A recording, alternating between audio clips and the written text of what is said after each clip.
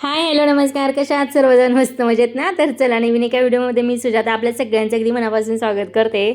तर आज आपण मस्तपैकी गव्हाच्या पिठाचे नमकीन किंवा तुम्ही खारे शंकरपाळे वगैरे म्हणू शकता. तर मी तर अंदाजच गव्हाचं पीठ घेतलंय आणि त्याच्यामध्ये 2 मुठी होईल एवढं ना फक्त रवा घातलेला आहे. म्हणजे थोडंसं माझा अंदाज प्रमाण असतं, मी वाटीने वगैरे प्रमाण घेत नाही. आणि चवीनुसार मीठ घालायचे, बारीक रवा घालायचे. तर थोडासा माझा मोठा आहे, तुम्ही मिक्सरला बारीक करून घालू शकता. थोडंसं लाल तिखट घालायचे, तीळ घालायचे आणि ओवा आहे ना तर तो कुस्करून त्याच्यामध्ये घालायचे. गव्हाच्या पिठाचे नमकीन एकदम छान होतात, टेस्टी होतात. आणि माझ्याकडे थोडीशी कसुरी मेथी होती, तर ती सुद्धा मी ह्याच्यामध्ये चुरून थोडीशी घातलेली आहे. आता ओवा तीळ वगैरे तर सगळ्यांच्या घरी असतंच, कसुरी मेथी जरी नसेल तरी सुद्धा चालतं. माझ्याकडे होती म्हणून मी ते घातलेले.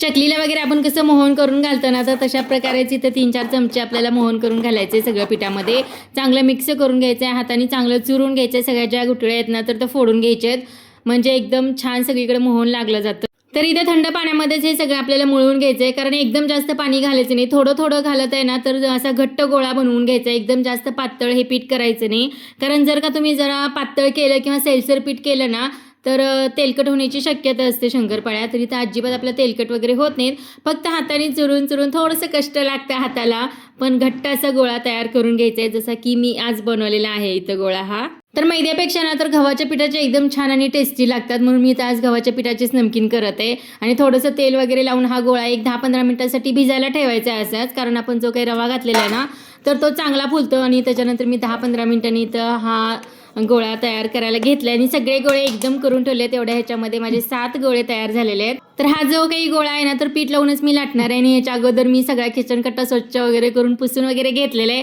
आणि ह्याच्यावरतीच करणार आहे, कारण आपल्याला पाहिजे त्या आकाराची तर आपल्याला लाटायला येते. आणि पोळपाट घेतलं तर मग तेवढं छोटंसं गोल अशी चपाती लाटली जाते. त्याच्यामुळं पूर्ण मी किचन कट्टा इथं वापर करते, कारण मोठे मोठे गोळे करते. एकदम मोठी जी काही चपाती आहे ना तर ह्याची करून घेते, म्हणजे आपल्याला भरपूर अशा ह्याच्या खाऱ्या शंकरपाळ्या पडतात सुद्धा. आणि पातळ पाहिजे तेवढं आपल्याला लाटलं जातं. इथं पातळ पीठ केलं असतं तर ते चिकटलं वगैरे असतं, त्यामुळे जास्त पातळ करायचं नाही, घट्ट करायचे. आणि किती छान आणि किती मोठी इथं जे काही आपण पिठाचं जे चपाती लाटून घेतले ना, चपाती म्हणू शकता, कारण घडी फक्त घालायची नाही आहे आपल्याला. आणि पाहिजे तेवढ्या आकारामध्ये इथं मोठा आपला गोळा पूर्ण पसरून असं लाटून घ्यायचे. तर तुमच्याकडे चाकू असेल तर चाकूनी सुद्धा कट करू शकता. इथं माझ्याकडे जे काही करंजा करायचं कोरणं म्हणतात ना तर ते आहे, त्यांनी मी छानपैकी अशी डिझाईन येते म्हणून सगळे कट करून घेतलेत. आणि किती इझी सुद्धा हे निघतंय बघा, पटपट, अजिबात चिकटत नाही आहे. आणि गरम गरम तेलामध्येच आपल्याला हे चांगलं तळून घ्यायचं आहे. तर मैद्याचे नमकीन करण्यापेक्षा ना गव्हाच्या पिठाचे करायचे, कारण गव्हाचं पीठ आपल्या घरी कधीही असतं. फक्त थोडंसं रवा बारीक करून घालायचं, त्याच्यामध्ये विसरायचं नाही. त्याच्यामुळे एकदम छान असं कुरकुरीत आणि खुसखुशीत ह्या शंकरपाळ्या व्हायला मदत होते. आणि कधी पण आपण चहाच्या टायमाला संध्याकाळच्या वेळी नमकीन इकडं तिकडं फिरत फिरत खाऊ शकतो आणि टेस्टीसुद्धा होतात.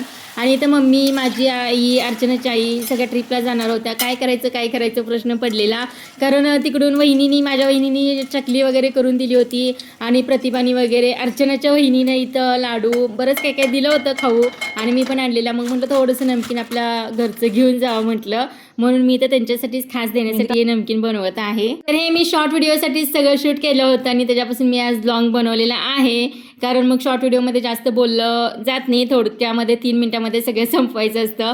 तर इथं थोडंसं लॉंग व्हिडिओ बनवलेला आहे, नक्की जाऊन पहा. आणि खूप छान आणि टेस्टी या शंकरपाळ्या होतात. आणि तुम्ही म्हणजे नमकीन होतात. आणि तुम्ही कोणत्या पद्धतीचं नमकीन बनवता, गव्हाच्या पिठाचे नमकीन बनवता की मैद्याच्या पिठाचे नमकीन बनवता, ते सुद्धा नक्कीच कमेंटमध्ये सांगा. आणि इथं बघा एक गोळा लाटून तयार करून त्याचे एवढे सारे झालेले आहेत आणि खूप छान आणि टेस्टी होतात, खुसखुशीत सुद्धा होतात. एकदम तेल तरी अजिबातच राहत नाही. आता बाकीचे जे काही गोळे राहिलेत ना तर ते सगळे आता लाटून वगैरे आता बनवतो आम्ही. आणि मी आणि अर्चना इथं करतोय दोघीजण. तर इथं मिस्टरांना थोडंसं शूट घ्यायला लावलेलं आणि आम्ही दोघीही त्यात व्यवस्थित दिसलो पाहिजे असं आम्ही सांगत होतो त्यांना. मग ते कॅमेरा भरपूर वेळा हलवत होते की तुम्ही दिसतच नाही दोघी, एक दिसले की एक दिसत नाही. त्यामुळे आमचं दंगा मस्ती हसत असंच चाललेलं काम. दोघी खूप हसलो त्या दिवशी आम्ही. तर इथं दोघींनी मिळून अशी कामं केली ना पटपट पटपट होतात. काही करायचं असलं की मग असं आम्ही दोघी मिळून वगैरे करत असतो.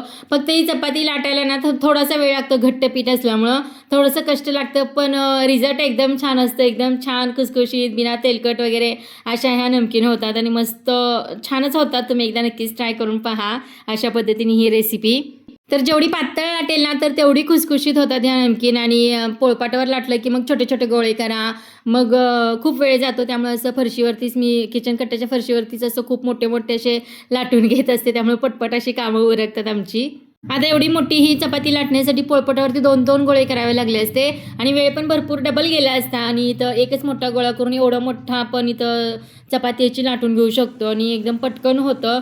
तर तुम्ही अशा पद्धतीने कधी करता का नाही नक्कीच कमेंटमध्ये सांगा. तर याच्या अगोदर मी जेव्हा गव्हाच्या पिठाचे नमकीन केले होते ना तर त्याच्यामध्ये थोडासा मैदा मी वापरलेला, पण त्याच्यापेक्षा सुद्धा रवा वापरला ना गव्हाच्या पिठामध्ये तर एकदम छान आणि खुसखुशीत होतात. तुम्ही एकदा नक्कीच ट्राय करा. गव्हाचं पीठ आणि मैदा वापरण्यापेक्षा गव्हाचं पीठ आणि रवा थोडासा वापरून पहा. जास्त काही रवा घालायचं नाही. थोडासा मोठा असेल ना तर मिक्सरला बारीक करायचं आणि त्याच्यामध्ये घालायचं, म्हणजे जास्त आपल्या नमकीनवरती दिसत नाही. नाही तर आवाजावरूनच तुम्हाला कळत असेल की ही नमकीन आपली किती छान आणि खुसखुशीत अशी झालेली आहे. तर एकदा नक्कीच ट्राय करा आणि व्हिडिओ आवडला असेल तर लाईक शेअर सबस्क्राईब करायला अजिबात विसरू नका. भेटूया नेक्स्ट व्हिडिओमध्ये. तोपर्यंत बाय बाय. Thank you for